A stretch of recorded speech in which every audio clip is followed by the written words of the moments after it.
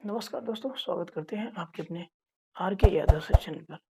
सबसे पहले दोस्तों आज देखेंगे हम आज मोटिवेशन का ये चौथा क्लास चलने वाला है। चौथे क्लास में हम डायरेक्टली क्वेश्चन को देखेंगे, ठीक है? तो हम पहले क्वेश्चन को देखते हैं। पहला क्वेश्चन यूँ बोला जाए तो 7वां क्वेश्चन है, ठीक है? किसी वर्ग तथा वृत्त का परिमाप समान है। यदि वृत्त का क्षेत्रफल 3850 मीटर स्क्वायर हो, तो वर्ग का क्षेत्रफल ज्ञात करें। मतलब बोला है वर्ग तथा वृत्त का परिमाप समान है। तो वर्ग का परिमाप होता है 4a और वृत्त का परिमाप या परिधि 2 पाई r। इस पर क्वेश्चन लगेंगे, लेकिन सबसे पहले देखना है कि r का मान क्या होगा। तो उसमें बोला है कि वृत्त का क्षेत्रफल कितना दिया है 3850। तो वृत्त का क्षेत्रफल होता है पाई आर स्क्वायर और इसी के बराबर होगा 3850। तो पाई का मान 22/7 और त्रिज्या का मान तो हमें निकालना है 3850। 11 दूना के 22, 11 तिया 33, 11 पाँचे 55 शून्य, 2 एक कम 2, 2 एक कम 2 और 2 सते 14, 2 पाँचे 10। तो आर स्क्वायर बराबर 175 गुणे कितना हो जाएगा, ये जाके 7 हो जाएगा।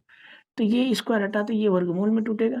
तो आर का मान हो जाएगा, ध्यान से देखिएगा, ये रूट में हो जाएगा 25 गुणे 7 गुणे 7।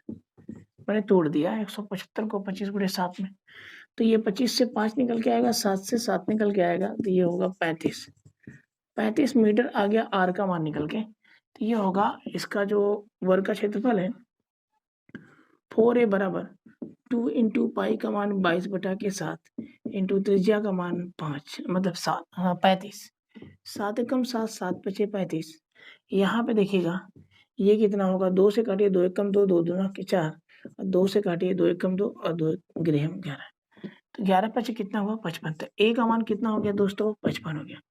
अब बोला है कि वर्ग का क्षेत्रफल बताएं, यही बोला है। हाँ, वर्ग का क्षेत्रफल, तो वर्ग का क्षेत्रफल जो होता है वो क्या होता है, भुजा स्क्वायर होता है। भुजा स्क्वायर कर लीजिए या ए स्क्वायर। तो ए का मान कितना है 55 है, तो 55 का स्क्वायर होगा। तो 5 पचे 25 और 5 की अगली संख्या 6, 6 पचे कितना 30 मीटर स्क्वायर, यही होगा आंसर। ठीक है, उम्मीद करते हैं कि भरपूर क्वेश्चन समझ में आए होंगे। बढ़ते हैं हम अगले क्वेश्चन की तरफ। अगला क्वेश्चन देखें। तो दोस्तों अब हम कुछ बात करेंगे आगे चलकर अर्धवृत्त पर, कि अर्धवृत्त में क्या होता है। तो अर्धवृत्त पूरे वृत्त में बताया गया कि पूरे वृत्त का क्षेत्रफल पाई आर स्क्वायर होता है, परिधि होती है 2 पाई आर। लेकिन अर्धवृत्त की बात करेंगे तो पूरे वृत्त का क्षेत्रफल होता है पाई आर स्क्वायर। इसका क्षेत्रफल पूरी एरिया क्या होती है, ए त्रिज्या आर होती है, ए भी त्रिज्या आर ही होती है। क्षेत्रफल पूरा होता है पाई आर स्क्वायर। पूरे क्षेत्रफल की बात करते हैं।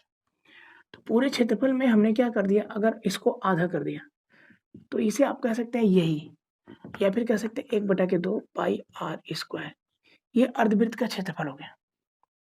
किसका हो गया, अर्धवृत्त का क्षेत्रफल बराबर 1/2 इंटू पाई आर स्क्वायर, ये कह लीजिए, या फिर पाई आर स्क्वायर बटा 2 कह लीजिए। ठीक है, लेकिन बात रह गई अर्धवृत्त की परिधि। अर्धवृत्त की परिधि की बात रह गई, तो आप जानते हैं पूरे वृत्त की जब परिधि निकालते थे, जब आप पूरे वृत्त की परिधि निकालते थे तो इधर पाई आर इधर पाई आर दोनों जुटकर होता था परिधि बराबर होता था पाई आर 2 पाई आर। लेकिन अगर 2 पाई आर की आधा कर देंगे और बोलेंगे कि ये अर्धवृत्त की परिधि है तो वो गलत होगा।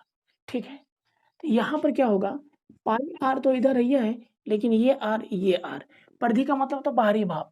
तो ये जो परिधि होगी पाई आर अब प्लस आर 2r और यहाँ से हो जाएगा कॉमन r, तो पाई प्लस 2 हो जाएगा हमारा क्या, अर्धवृत्त की परिधि हो जाएगी।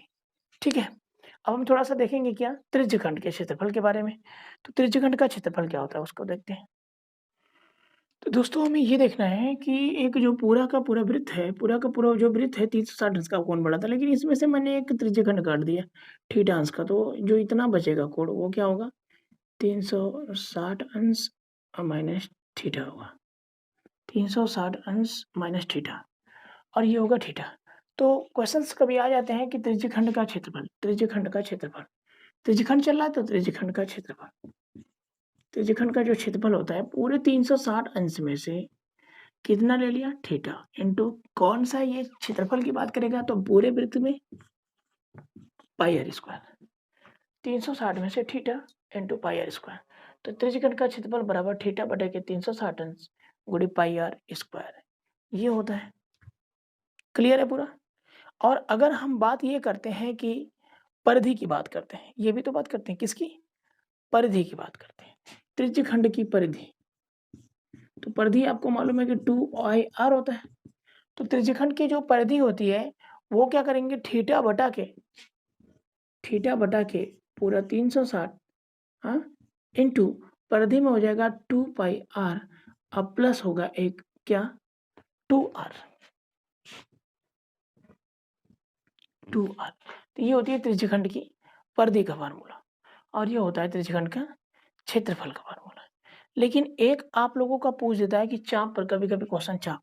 तो त्रिज्यखंड का चाप, ये चाप है ना भाई, ये चाप है ना, ये चाप है। तो क्या होता है थीटा बटा के 360 अंश इंटू क्या 2πr।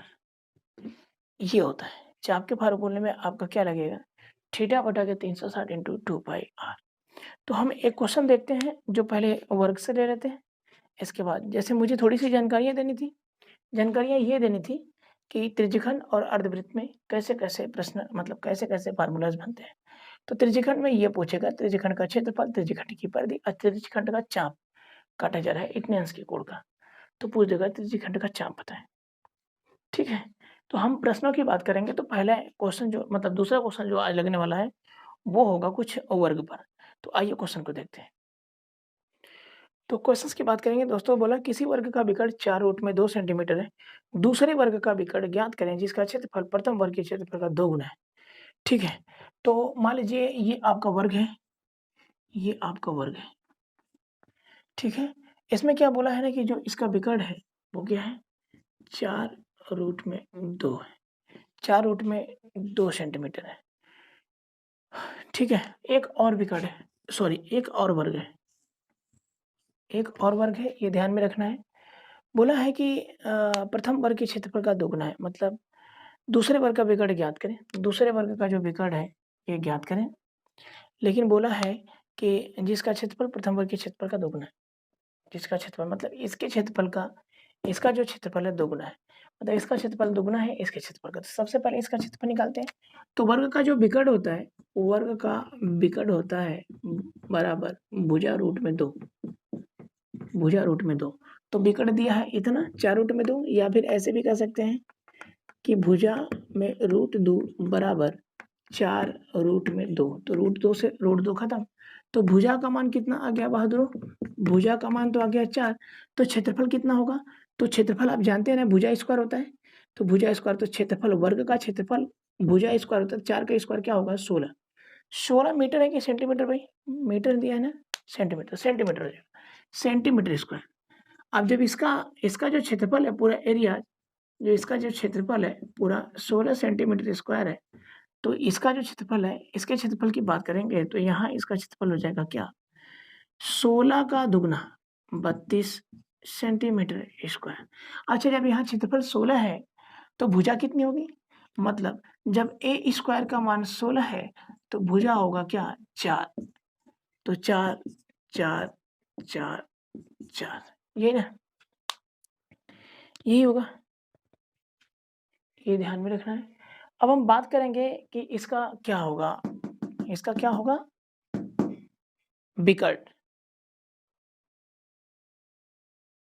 तो हम क्या करेंगे विकर्ण बराबर निकालेंगे तो विकर्ण बराबर भुजा रूट में 2 होता है। तो विकर्ण बराबर भुजा रूट में 2 क्षेत्रफल इतना है मतलब क्षेत्रफल मतलब इतना है तो ए स्क्वायर बराबर 32 है। तो स्क्वायर हटाएंगे तो रूट में हो जाएगा तो ए का मान 32 हो गया। और विकर्ण बराबर होता है भुजा रूट में 2। विकर्ण बराबर क्या होता है भुजा रूट में 2। तो भुजा यहाँ पे है रूट में 32 इंटू क्या रूट में 2 भुजा रूट में 2 हो गया और दोनों का गुणा होगा तो रूट में 64 होगा। अब बराबर हो जाएगा 8। तो इसका विकर्ण क्या होगा 8 होगा। ये होगा हमारा क्या आंसर। बढ़ते हैं अगले क्वेश्चन की तरफ। अगला क्वेश्चन देखें फ्रेंड्स। अगले क्वेश्चन की तरफ बढ़ने से पहले क्या देखेंगे विकर्ण किस में होगा सेंटीमीटर में होगा। ये ध्यान में रखिएगा इकाई को एकदम भरपूर ध्यान में रखिएगा। तो अगला क्वेश्चन दोस्तों किसी आयताकार पार्क की लंबाई 12 मीटर तथा चौड़ाई 5 मीटर है। यही प्रश्न दिया हुआ है। उस वर्ग के विकर्ण की लंबाई याद करें। इसका क्षेत्रफल आयताकार पार्क के क्षेत्रफल के समान है। मतलब आयताकार पार्क का क्षेत्रफल बराबर वर्ग का क्षेत्रफल है। ठीक है। सबसे पहले आयत का जो क्षेत्रफल होता है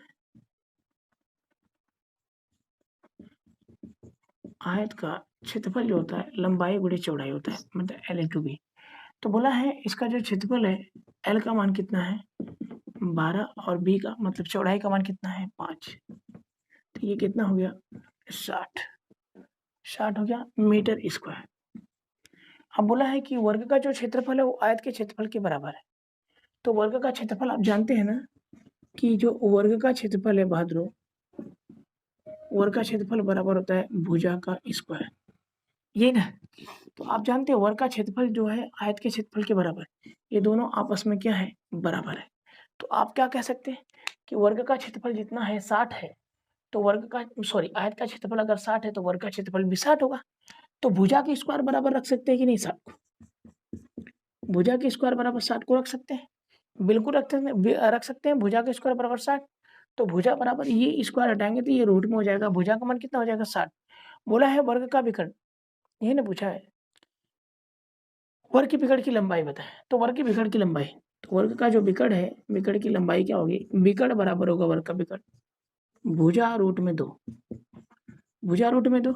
अब भुजा कितना है रूट में 60 इंटू क्या रूट में 2, तो 60 दूना के 120, 120 को कर सकते हैं 4 गुणे 30 में, 4 गुणे 30 में कर सकते हैं, और ये बाहर निकल कर हो जाएगा 2 रूट में क्या 30, 2 रूट में क्या 30, तो 2 रूट में 30 मीटर हो जाएगा, और यही हमारा क्या होगा वर्ग का विकर्ण का माप होगा। ठीक है, बढ़ते हैं हम अगले क्वेश्चन की तरफ। अगला क्वेश्चन देखें। तो फ्रेंड्स अगले क्वेश्चन में कह रहा है कि एक किसी आयताकार मैदान को उसके विकर्ण की अनुदिश 52 मीटर प्रति मिनट की चाल से चलकर 15 सेकंड में पार करता है। मतलब विकर्ण पर जाकर 52 मीटर प्रति मिनट की चाल से चलकर 15 सेकंड में पार करता है, तथा बी इस मैदान को उसके भुजाओं के अनुदिश 68 मीटर प्रति मिनट की चाल से चलकर उतने ही समय में पार करता है। मैदान का क्षेत्रफल बताएं। सबसे पहली चीज ध्यान में रखिएगा, ये इसको कुछ ऐसे बनाना है। यहाँ पर ए, ये तो है आपका पी ओ और क्यू। यहाँ से जब ए चलेगा तो यह इसके अंदर जाता है, विकर्ण के अंदर जाता है। ठीक है, अच्छा विकर्ण के अंदर जाता है तो आप जानते हैं 52 मीटर प्रति मिनट की चाल से जाता है, 15 सेकंड में पार करता है। लेकिन बी भी यहीं से जाती है, लेकिन वो भुजाओं के अंदर से जाता है, भुजाओं के अंदर से जाता है, और वो क्या करता है 68 मीटर प्रति मिनट की चाल से चलकर उतने ही समय में पार करता है। तो ए की दूरी बराबर होगा क्या चाल गुणे समय। ए की दूरी बराबर चाल गुणे समय, ए की दूरी पता करेंगे तो चाल कितना है 52 मीटर प्रति मिनट की चाल से चलता है और 15 सेकंड में पार करता है। 15 सेकंड को मिनट में बदलेंगे तो 15/60 होगा, 15 कम 15, 15 चौको 60। भाई ये मीटर प्रति मिनट है और ये सेकंड है, तो इसको मिनट में बदलेंगे तो मिनट से मिनट खत्म, मीटर बचेगा। 15 चौको 60 और 4 कम 4, 4 कम 4, 4 3 12, मतलब आ गया 13 मीटर। तो इसका मान आ गया 13 मीटर।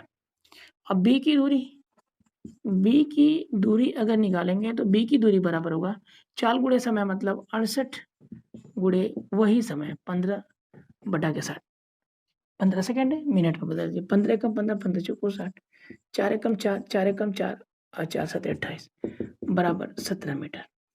ये होगा पूरा, यहाँ से यहाँ तक की दूरी कितनी हो जाएगी 17 मीटर हो जाएगी, मतलब पी ओ क्यू की दूरी हो जाएगी 17 मीटर।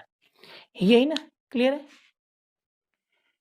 तो दोस्तों ट्रिग्नोमेट्री ट्रिपलेट में आप देखते हैं कि सबसे जो बड़ी भुजा होती है वो कड़ होती है ना, और सबसे बड़ी भुजा कड़ होती है।